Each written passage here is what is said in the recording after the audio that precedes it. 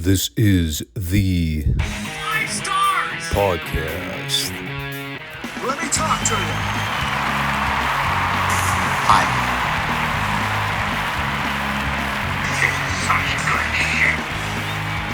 So, what do you guys want to talk about?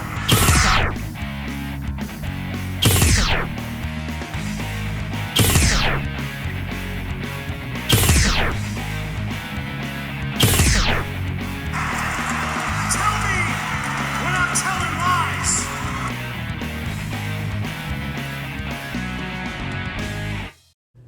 Thanks, guys. Back to you. All right, well, I'm officially fatigued. Who knew that dragging a drum set up 3 flights of stairs would be exhausting? I actually had to give myself like 20 minutes just to let my heart rate settle. I'm in good shape, but that's still a lot of hard work, especially doing it by yourself. Was it worth it? Well, I got paid regardless. So what's going on, everyone? This is the, actually I had to stop and think about that for a minute. It's the Monday show we're recording right now. The fact that I have to think about that is very concerning. It's Retro Raw week here on the Monday show. I'm sure you know that by now if you've been following the channel. We are the Five Starr Wrestling Report podcast. The wrestling podcast nobody knows but everyone needs. Here on YouTube and Rumble on Mondays and Fridays for classic wrestling discussions. Make sure you come back and check out the show every week for new shows and new recaps. As we move along through these classic libraries and try to milk the content while we still have access to it. It's a really bizarre time to be a wrestling fan. The hoops we have to jump through as viewers just to gain access to all this material. All the subscription services, price gouging. Jeez. Don't even get me started. That's a whole 45-minute podcast rant right there that I haven't even thought about discussing. I mean, there's a reason I stopped watching modern content. And it's not just because of how dreadful the products are. Not to say Retro Raw is any less dreadful than what we see on television today. But at least we're not being talked into a coma for 30 minutes straight with bad scripted writing. And I would say this is considerably one of the better shows we've seen recently. Which is really not saying a whole lot. But for starters, the show had quite the foreshadowing. It's one thing when you have people talking about Stone Cold Steve Austin versus Shawn Michaels. You know, the match that main evented WrestleMania 14 in Boston. What is deemed one of the more historical WrestleMania main events of all time. Bet you also didn't remember that they also booked Steve Austin versus Shawn Michaels on a random episode of Raw back in 1996. And not just a random episode. The Go Home episode to the In Your House pay-per-view. Just throwing it out there cold with no build or no story significance. It's amazing how retrospective reviews give you a whole different perspective on things. I wish we could just skip to the end to talk about Michaels versus Austin. But we've got some other drivel we have to sift through first. Probably an apropos metaphor to use when we're talking about the opener too. It's Vader versus Phineas the Hog Farmer. And during the Godwin's entrance, we were informed by the commentators that Vince McMahon would be returning to the play-by-play position in a week, which did not sit well with JR. He seemed to be protesting the idea that he would be removed from the commentary position, but I don't ever recall Kevin Kelly saying anything of the sort. In fact, I'm pretty sure Kelly outright said, "I have no problem stepping down so Vince can take his spot back. I'm a company man after all."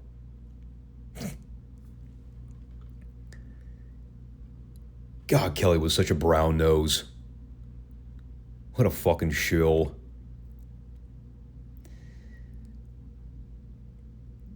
So here's basically what went down. Vader beat the holy hell out of Phineas for about 2/3 of the match. Then Psycho Sid came out from the back to run a distraction in the best manner possible, where he simply pointed at Vader and screamed, almost a direct quote, "Hold on a minute, fat boy. I'm from Arkansas too." Which is where I then learned that, I guess they were taping the show in Arkansas this week. Didn't even pay attention to that. I just popped when Sid called Vader fat boy. Highly amusing. And I'm not shitting. That is how Phineas took control for about 90 seconds of the match. Sid came down to point at Vader and call him fat boy. Phineas then took control and had a brief flurry of babyface offense. And then Vader cut him off flatter than 4 o'clock, decked him with a clothesline, hit the Vader bomb, and got the 3. And just to remind you, in case you already forgot, they are doing a number 1 contenders match at In Your House between Vader and Sid, where the winner gets a title shot against Shawn at Survivor Series. Now, people obviously remember the MSG match between Sid and Shawn. It's a pretty well-known incident where the Garden fans completely turned on Shawn in favor of Sid, despite that Shawn was supposed to be the babyface going in. Watching how they actually get to Sid versus Shawn, it is quite astonishing how uneventful the build to it is. Yes, there's a backstory between Shawn and Sid, going back to WrestleMania last year when Shawn ended the bodyguard ties with Sid and Sid quote-unquote turned heel. Even though Shawn acted like a complete dick in that scenario and had every right to get his ass beat. But if you really think about it, they never acknowledged that part of the story when Sid made his return over the summer. He came back to be part of that 6-man tag at the International Incident pay-per-view, and somehow Shawn and Sid became friends again. There was no mention of the breakup. There was no mention of Sid holding any kind of grudge against Shawn for what happened. They just went on as if nothing ever occurred. And now the build to Sid versus Shawn at Survivor Series is Sid won a number 1 contenders match the month before the pay-per-view. And what I still maintain was originally intended to be Vader's spot. But again, we've already talked about that whole fiasco a million times. So then we move on to this Mr. Perfect interview. He is scheduled to wrestle Triple H on Raw next week. Keyword, scheduled. But we'll cover what actually happens when we review that segment. It was a pretty standard cut and dry babyface promo. Bizarre that it was coming from Mr. Perfect, who, to my knowledge, I think this may have been the only temporary babyface run he ever had during his career. So it was weird hearing him cut this type of promo. He almost seemed a little bit out of sorts delivering it. But he talked about how he's in perfect condition for his match with Hunter next week. He's the greatest Intercontinental Champion to ever grace the ring. Never had a cavity in his life. Never had a blemish to be spoken of.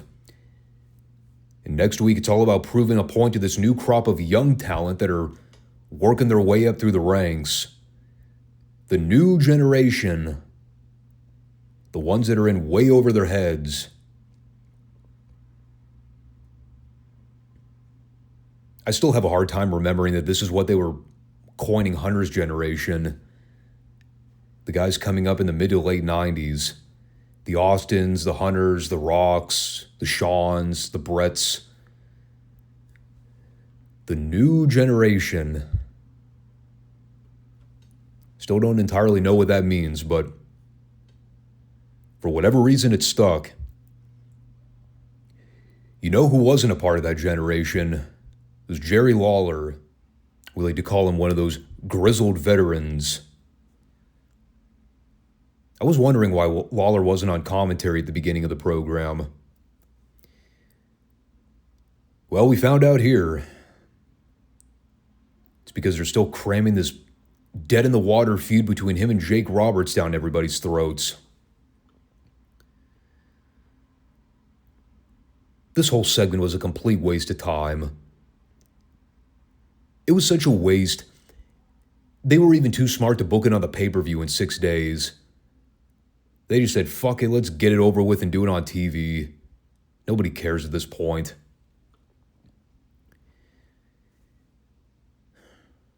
So Lawler's out there doing another one of his Jake's a drunk tirades. It's like listening to your dad make awful, unfunny jokes and you're just cringing the entire way through the conversation. Of course, JR and Kevin Kelly are pretty much talking over him the whole time. So you couldn't understand half of what Lawler was saying anyway. But eventually here comes Jake, and he's working the illusion that he's drunk. You know, because the story is that Jake's an alcoholic, that he's unable to control his drinking habits. It's funny,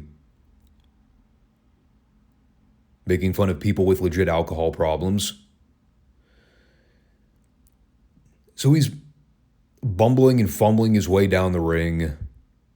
He's got a brown bag with a bottle of booze wrapped inside. You know what the scariest part of the whole thing was, too? He looked really convincing pretending to be drunk. Probably a reason for that, which is what made it uncomfortable to watch. And as he's stumbling up the ring steps, here comes Gorilla Monsoon to try to talk Jake down. But that's when we come to realize that Jake's faking the whole thing to lure in the king. Meanwhile, Lawler's so oblivious to the whole thing, he doesn't even realize that Jake's working him. So they come back from commercial. They ring the bell to start the match. Lawler tells Roberts that he doesn't have to move a muscle. He'll take the fight to him. And so he walks right into Jake's boot, gets immediately planted with a DDT, and then Jake pins him.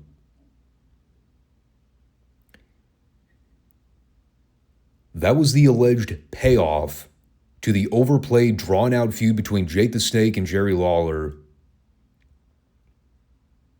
They just blew it off on the go-home Raw to the pay-per-view. 8 seconds flat. Not that I'm complaining about any of that, but why bother?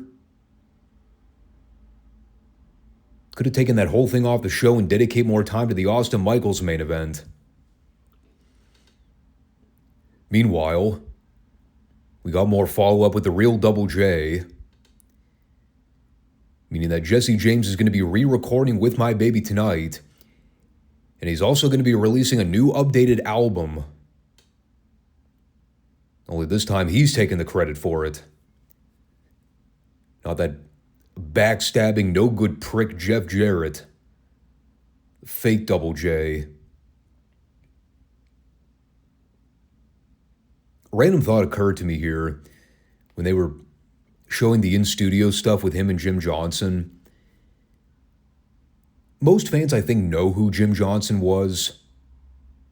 The primary music producer for the WWF from God, what, 1985 to sometime in the 2010s? I know it was almost 30 years. How often did we actually see Jim on camera? I forgot what he looked like until they showed him in these pre-tapes. I mean, he wasn't much to look at. But everybody remembers the name. I don't know how many people could put a face to it. Going back on the subject of things they could have taken off the show in order to dedicate more time to the main event, there was a Freddie Joe Floyd versus Hunter Hearst Helmsley match that I nearly nodded off to. It's the battle of whose gimmick name is more embarrassing to say out loud. Actually, Hunter's isn't even embarrassing. It's just annoying. The fact that they still haven't figured out, wouldn't it just be easier to call him Triple H and simplify it? Nope. It's been almost 2 years. Still haven't figured it out.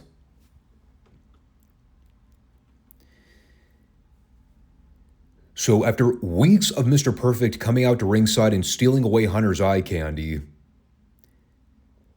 Triple H finally came up with a genius idea. I know how to prevent my woman from getting kidnapped. I will handcuff her to the ring post. That'll solve the issue. No way Mr. Perfect's gonna work around that.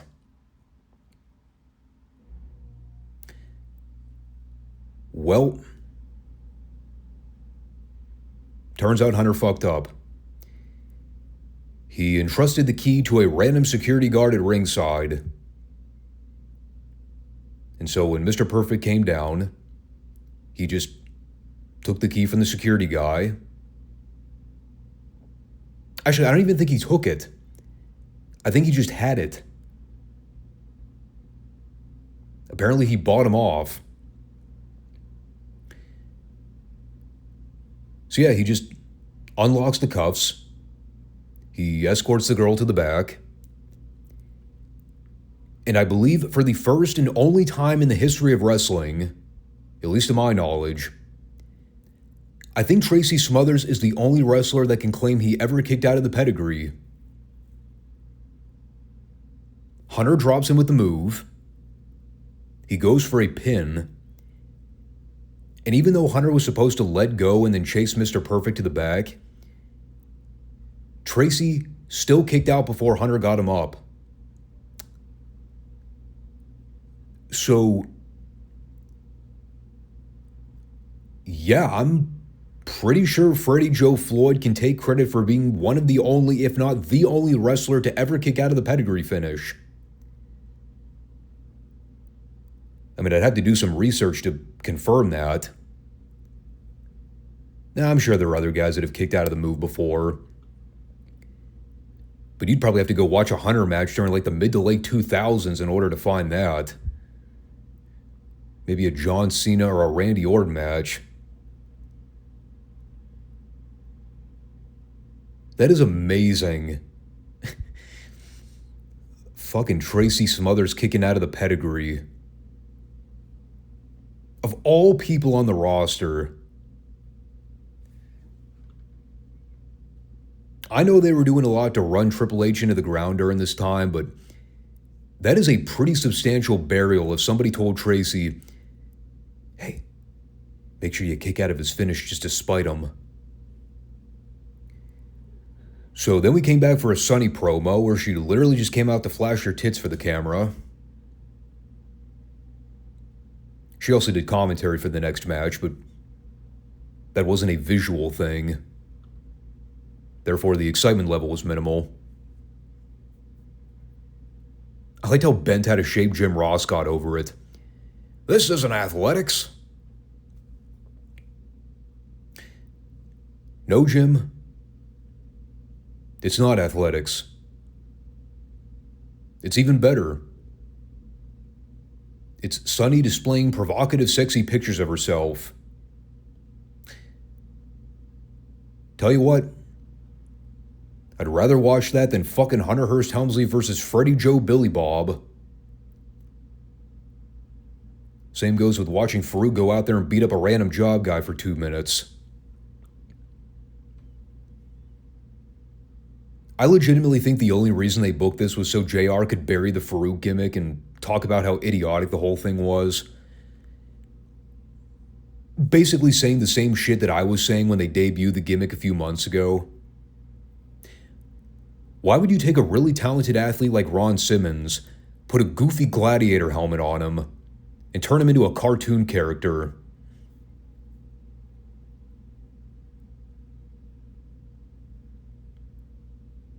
It's a good question, Jim. Thank you for asking the quiet part out loud. It's hard to ignore all that, especially when you got footage of them on Livewire where Farouk's calling in to berate Ahmed Johnson. They're doing their black on black, brother on brother promo exchange. It's actually not a half bad promo. Problem is that every time Ron speaks, I'm hearing him and picturing him wearing all that stupid gimmickry. So it immediately kills the credibility. By the way, the whole Livewire thing, I know they recently debuted that like a week or two back. Does anyone actually remember anything about the WWF Livewire concept? I remember more about when they did Bite This. But at least I was a little edgier, and they were willing to go all the way with blurring the lines between kayfabe and reality. The Livewire thing, I think it was just call-ins, right? It was random fans calling in to talk with the hosts, who I think they oscillated back and forth with guys like Vince, JR, Jim Cornette, a couple other names.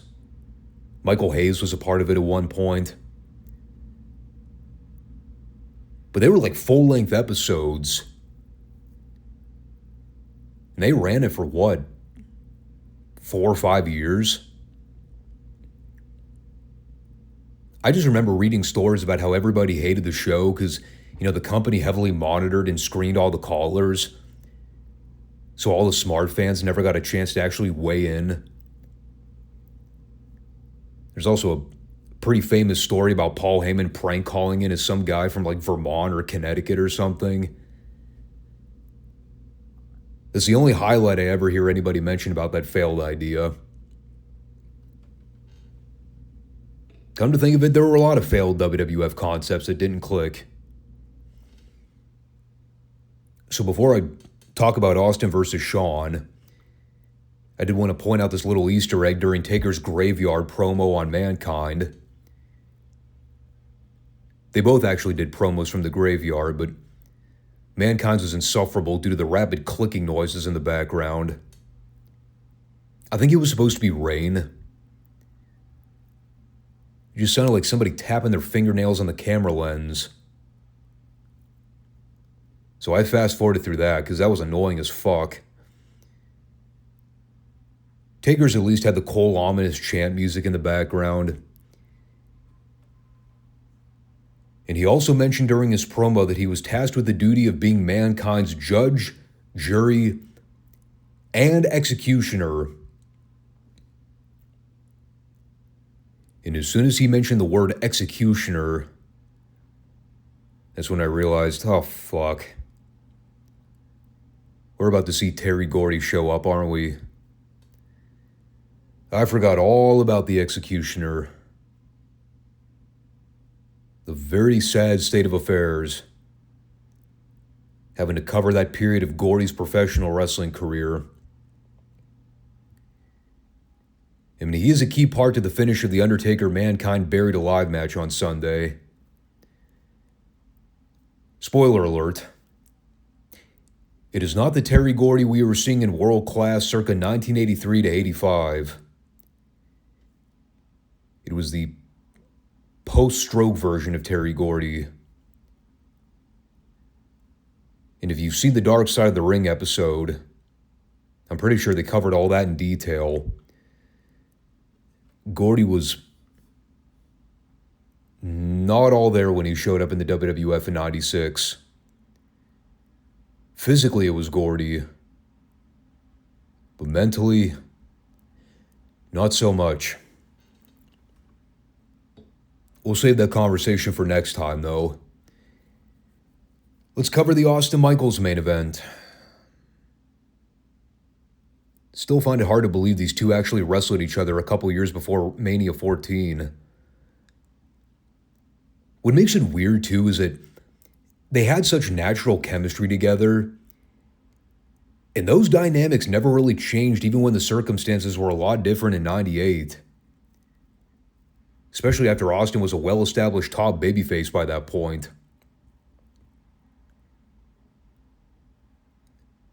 Now, in all fairness, I know I was sort of hyping this up at the top of the review.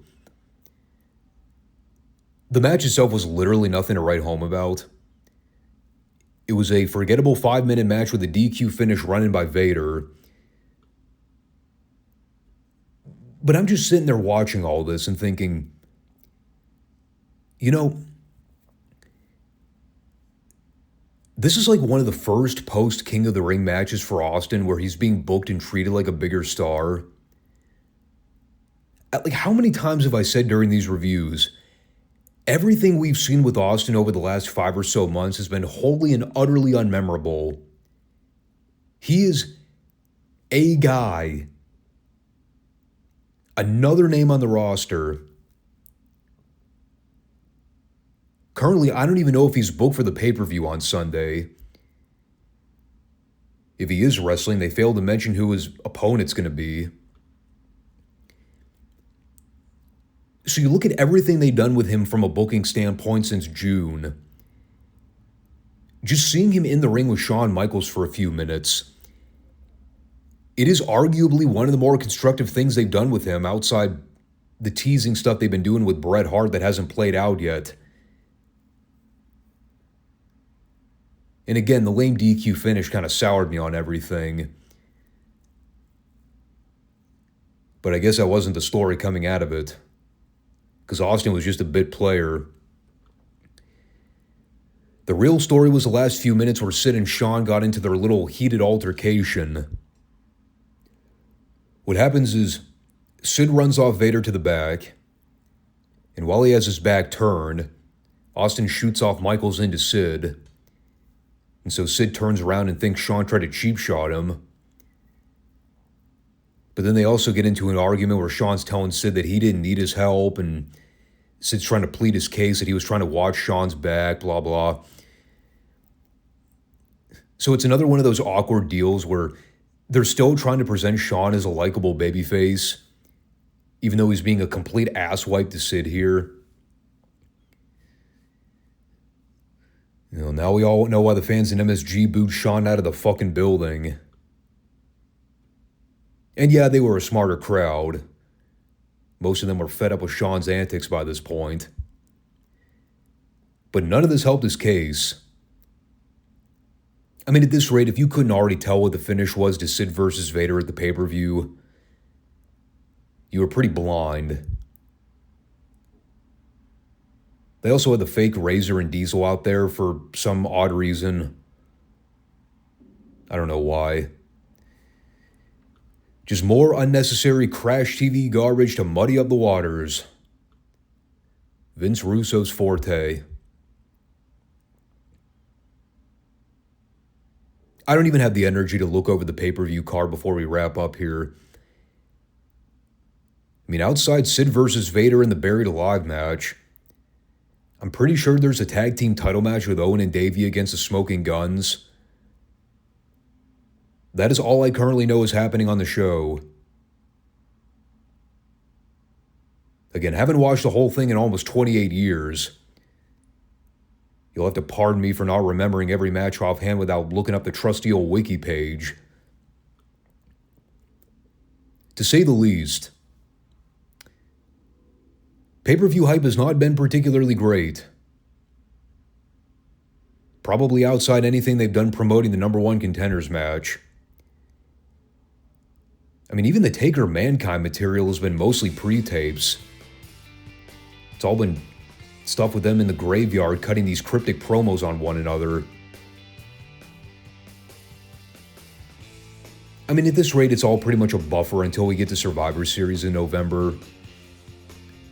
Just more of that coasting period we keep talking about with the WWF during this time. But what can you do? So on that note, we'll go ahead and end it there. And I will catch you all on Friday for more classic talk. And that's all we got. Thanks, everybody, and have a good week. Take care, and peace out.